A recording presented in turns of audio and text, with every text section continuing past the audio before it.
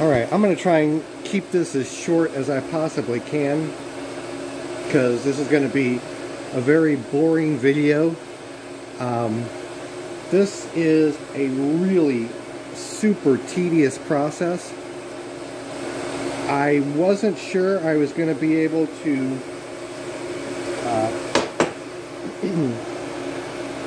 make this bend here, but it looks like I do have the ability to do it.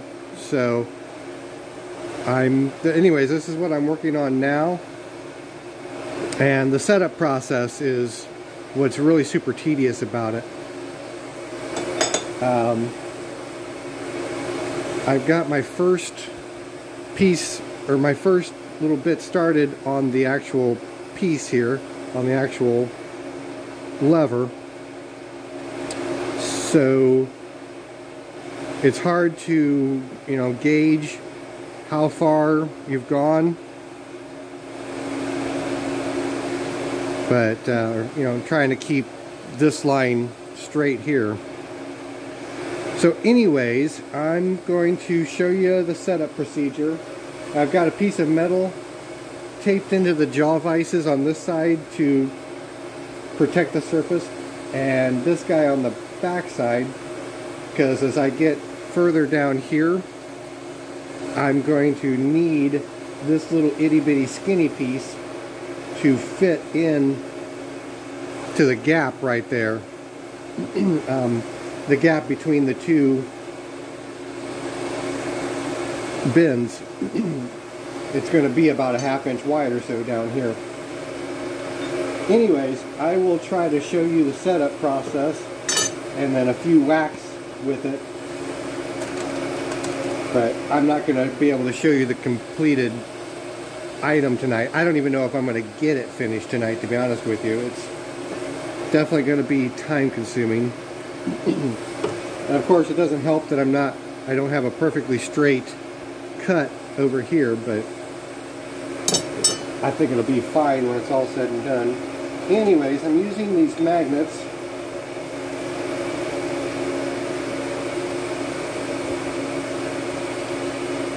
on the back side to hold this piece of, I don't know, ½ inch square stock.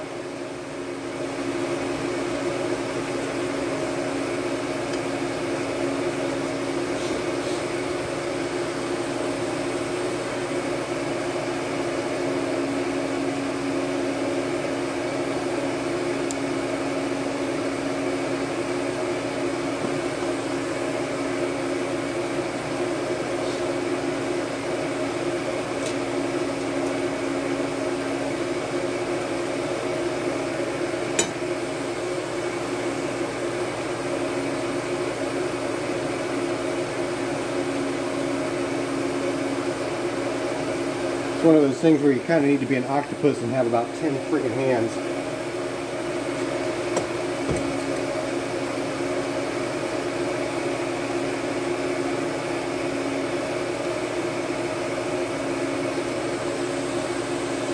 Okay, now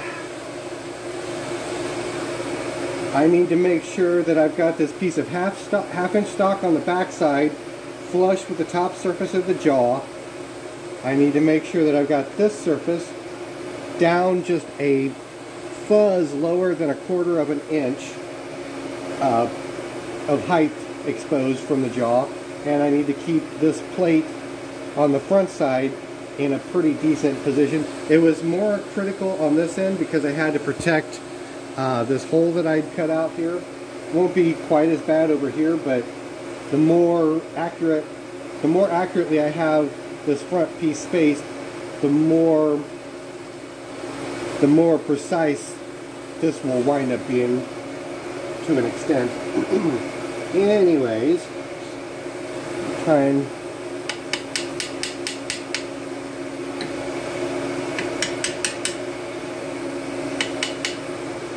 I got to keep a little bit of pressure on the vice jaws so that things don't slip out.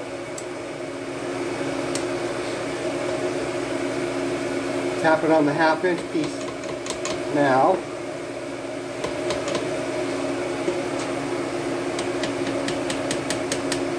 Actually gonna bring in the 1/2" piece a little bit higher than the jaws, and then I'll tap it back down with the other hammer. And this is what I've been kind of doing to get my height.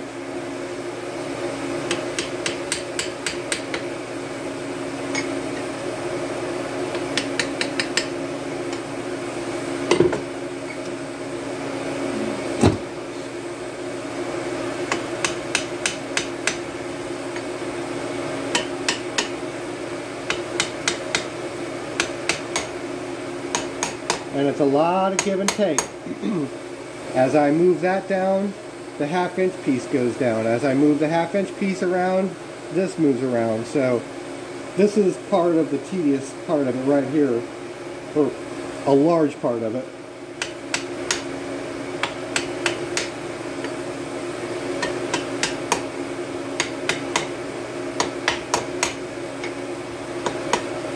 Happy with the height over here.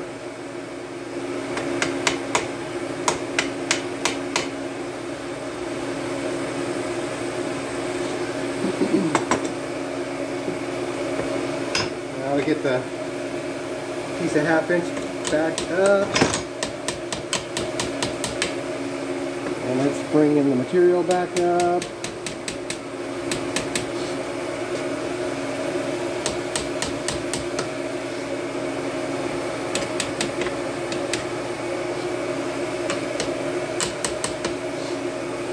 Now, it kind of makes sense that as I hammer on the material, it's drawing the 1/2" down even worse now because I've got this lip kind of cupping over it.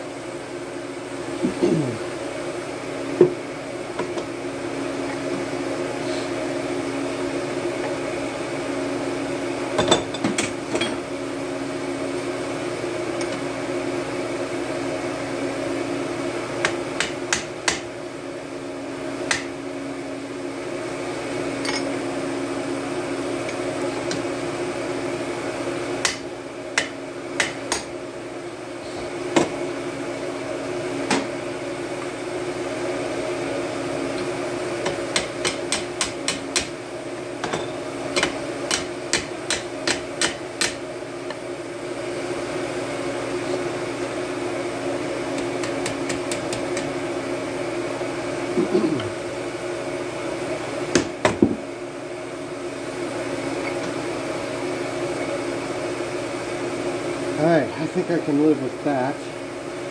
But at the end of the day, this isn't going to be perfect. It's not going to be like a piece that, you know, was made in the original press. But with a little bit of Bondo, if I, get around to putting a little bit of Bondo on it, it can be made to look pretty darn decent. And obviously I want to make sure it doesn't move when I start hammering on it.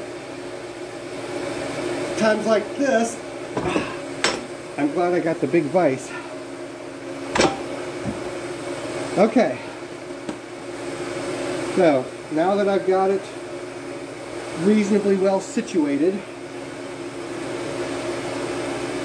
what I've been doing is just taking this little piece of 3/8" stock, and it probably wouldn't have been a bad idea. I should have probably rounded off the edges of this a little bit, but this is what I've been doing here.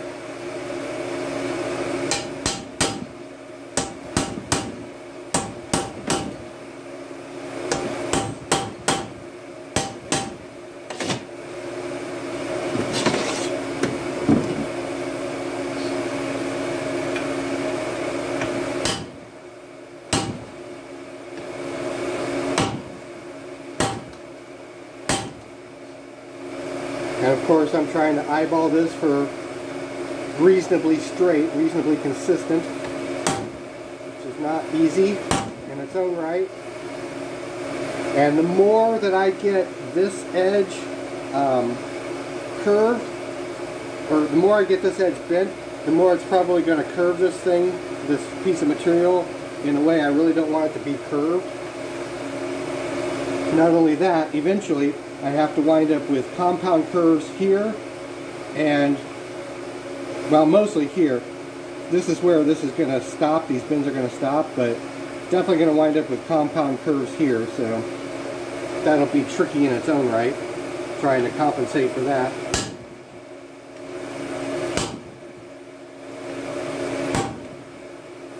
Anyways, it is not going to be beautiful when it's done, but to somebody passing by on the road, I don't think they're going to notice any difference. Pretty much going to have to be right on top of this thing to recognize that it was made in some redneck shop.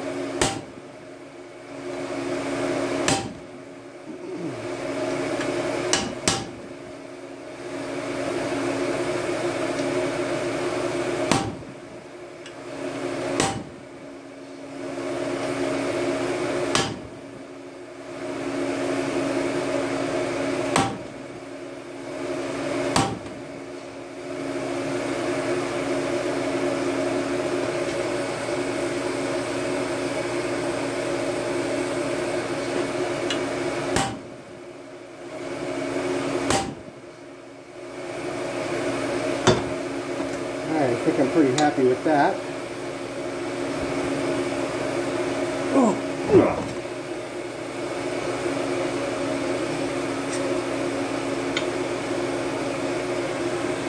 Whew.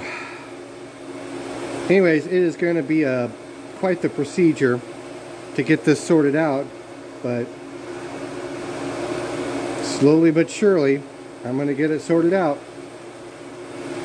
So anyways, you guys get the idea there. I won't make this any longer or any more boring. I'll catch you later.